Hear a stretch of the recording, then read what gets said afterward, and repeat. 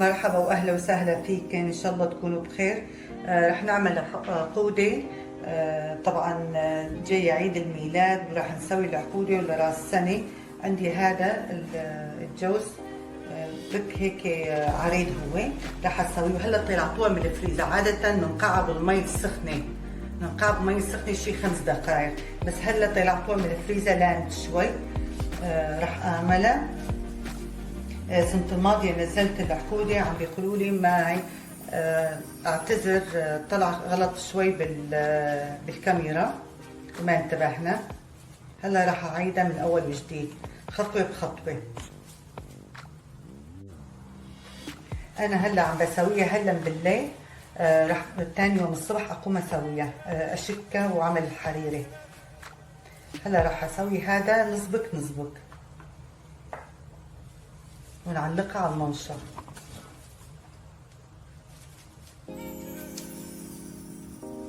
إذا الواحد يعملها يحط لها يشكها بالمي، لازم يعملها ثاني يوم، لأنه إذا ما عملوها ثاني يوم الحريرة تفرق. عندي هذا العقد، طبعا عملتوه من صغار، ما بدي أسويه كبار مشان أقدر أسويه أشكها.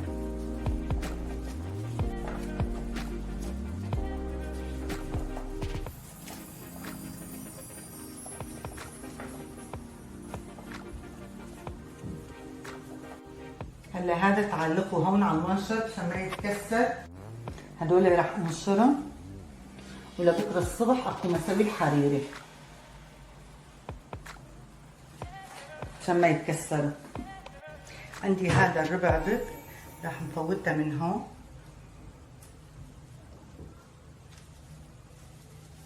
ونشكلها من هون. شكتين لازم تصير عشان ما تفك معنا. نعملها هيك،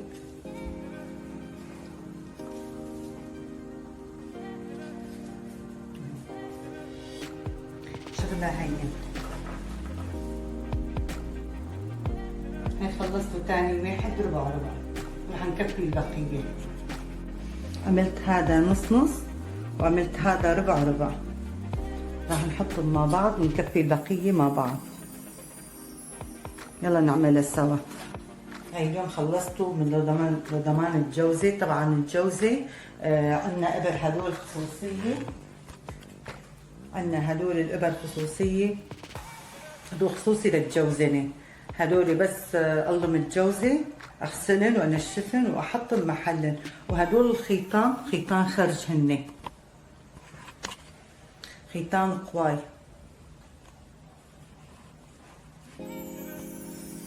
ولازم يكونون الإبر نضاف بدون استعمال. هدول خصوصي للجوزنة.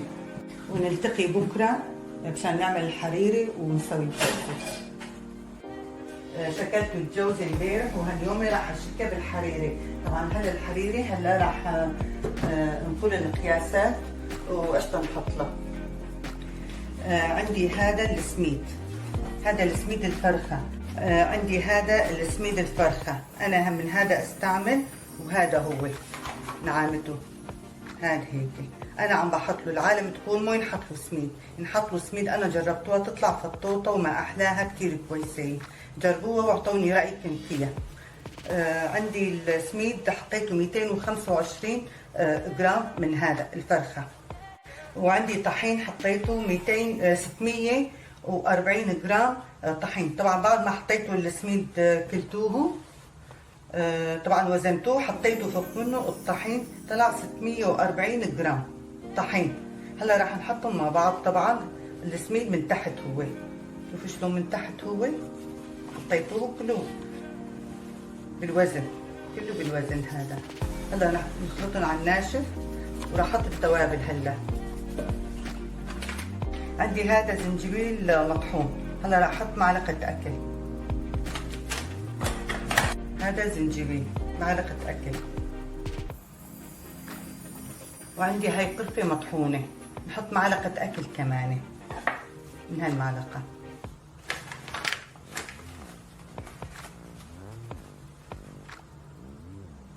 هيك مليانة. وعندي 900 جرام سكر حبيبات. هذا سكر حبيبات 900 جرام، اللي يحبها حلوة فيه يعبيه ويسويها مساح، بس هذا قياسه 900 جرام. هلا رح نخلطن على الناشف عشان نخلط التوابل كلياتها.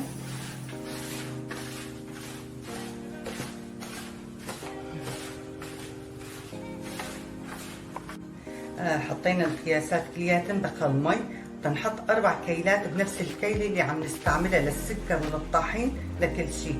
هلا هاي الكيلة تنحط 4 كيلات من بعض، هي أول وحدة هيك تكون مساحة. طبعا المي باردة بالحنفية، نضل نخلط. هي تاني كيلة، هي تالت وحدة، ثالث وحدة،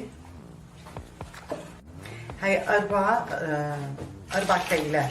هو هذا كل كيلة لتر مي، معناتها حطينا 4 رتال مي.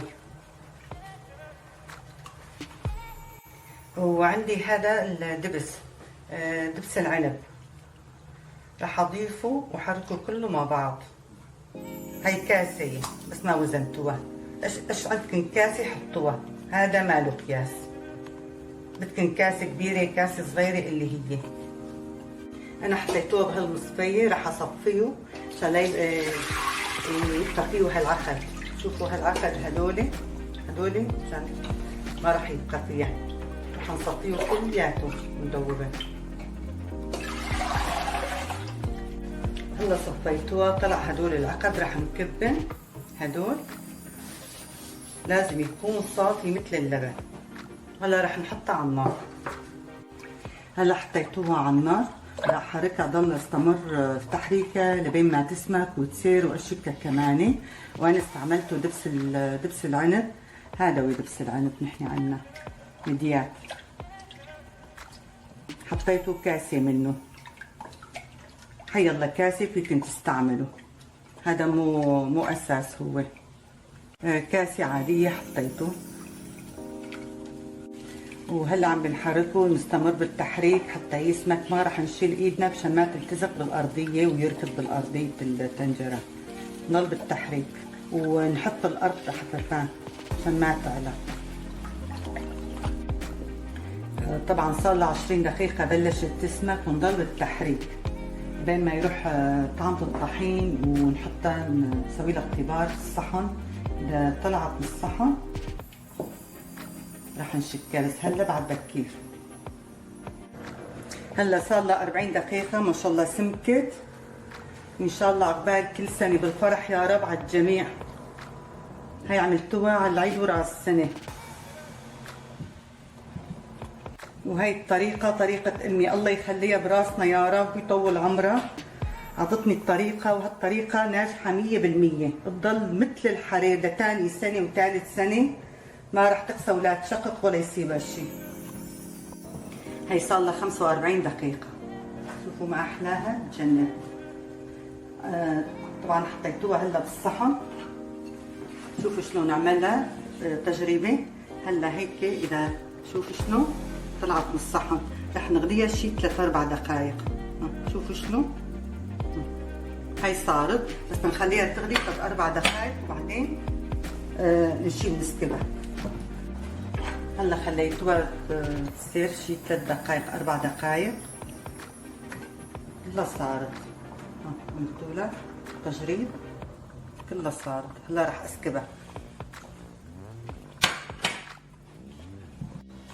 رح نشكها اول مرة هون، هي اول شكة.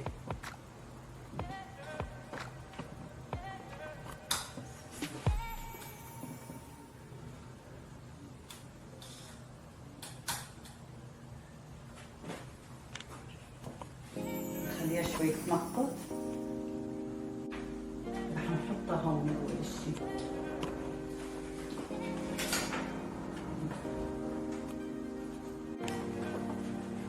هذا ثاني واحد، وتنضل نشكل كلياتها.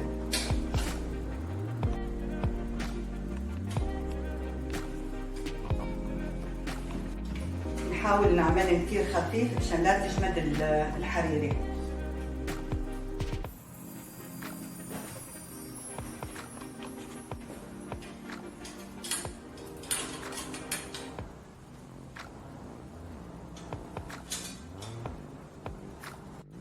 انا عملته الحريري لكيلو الجوز. انا عملته نص كيلو، ما عملت كيلو، بس اللي يقدر يعمل كيلو نفس المقياسات كيلو جوز يشرب.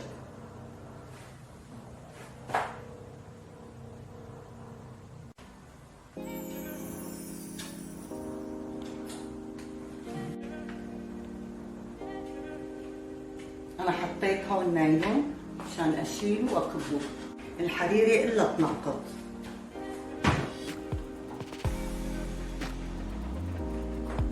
هذا عملتوه نصبك عم يبين غليظ، بس هو مو غليظ. هو لما اعمله ربع يبين ربع، اكثر من شقين ما راح اشكل. هذا ربع بك، وشنو ربيعي. هلا راح نشكها شكه ثانيه. هي عملتوها اول شكه، هلا راح اشكها ثاني شكه. هلا هي ثاني شكه ما راح تصير غليظه، هي راح ترفع، رح لا يخاف منها. خليها تنقط شوي.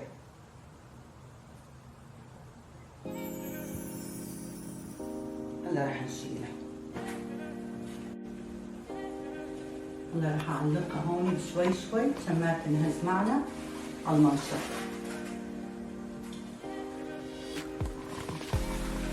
هلا هذا النصبك راح نشكه شكه ثانيه.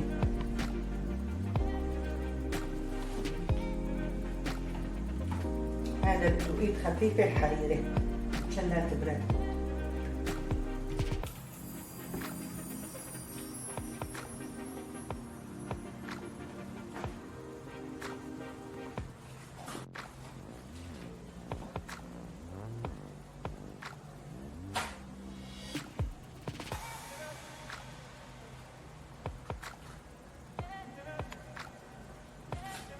خلصنا هدول.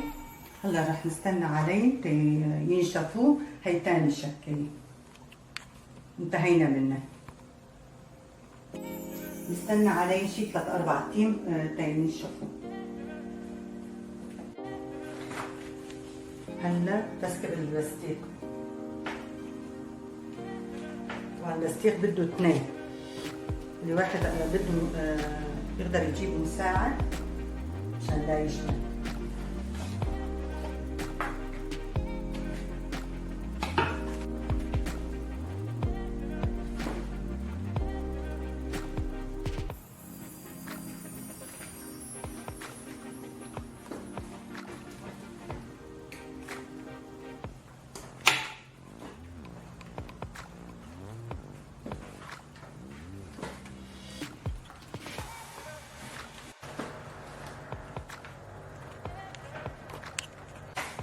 هذا خلصته من اول واحد.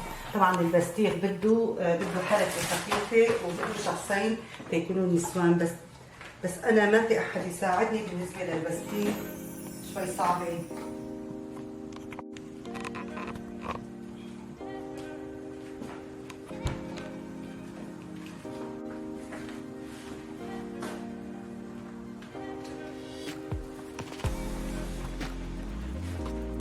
عملته البستيك، نستنى عليه نهارين 3 كمان بس نشف. نطلعه طبعا تنشوفكن شلون نطلعه اسم طماطي.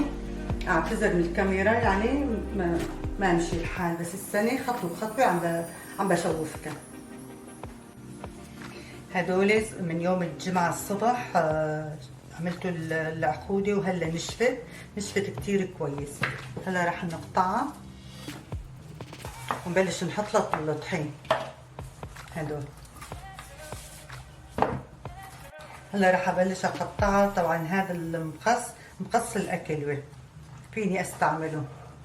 رح نقطعها ونحط لها طحين. طبعا مثل ايش قد ما بدكن قطعوها. طلعت ما احلاها. طلعت جوزه وسمكه كمان، ما طلعت سميكه ابدا، طلعت تجنن. هي لونها موي عميك لانه بالدبس اللي يجيب دبس عنب اصفر تطلع لونها كيشفه.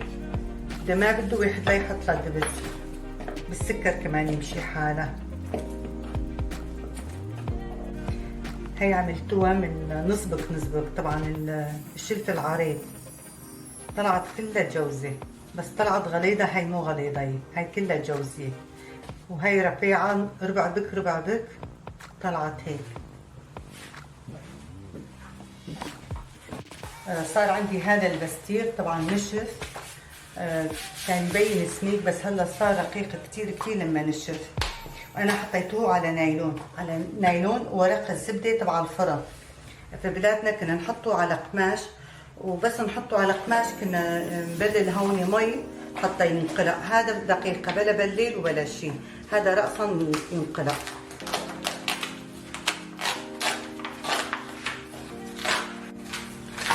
هلا عم ينقلع خفيف معنا. هلا رسلوا الطحين عشان نعمله عشان ما يتفرق، اخف من القماش.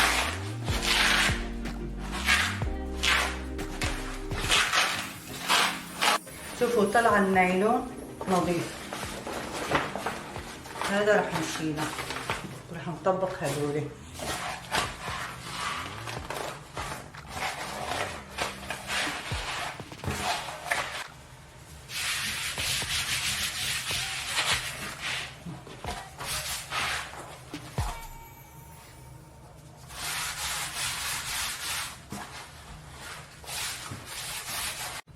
طبعا هيدا الرشلة طحين عشان نشيلها.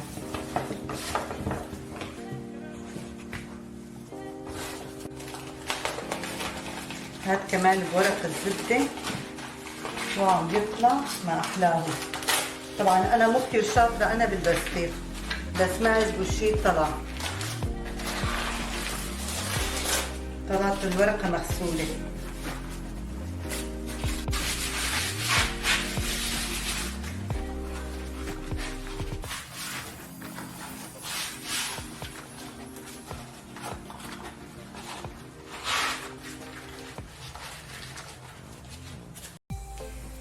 انتهينا من العقودة. طلعوا العقودة ما أحلاها تجنن. هاي أوفر من السوق بكتير. هاي الكيلو عم ببيعوها ب 200، هم متكلفكن 100 كرون متكلفكن كلياتها. طلعت لينة مثل الحرير، طلعت لي من كمية اللي سويتوها طلع عندي كيلوين و600، وهي طلعت لي كيلو و60 جرام. ما أحلاه. وهذا روعة رقيق مثل الشاش. إن شاء الله تنال إعجابكم، ولا تنسوني باللايك والشير. اكتبوا لي تعليقات. نلتقي فيديو جاي، وباي باي. عقبال كل سنة يا رب بالفرح.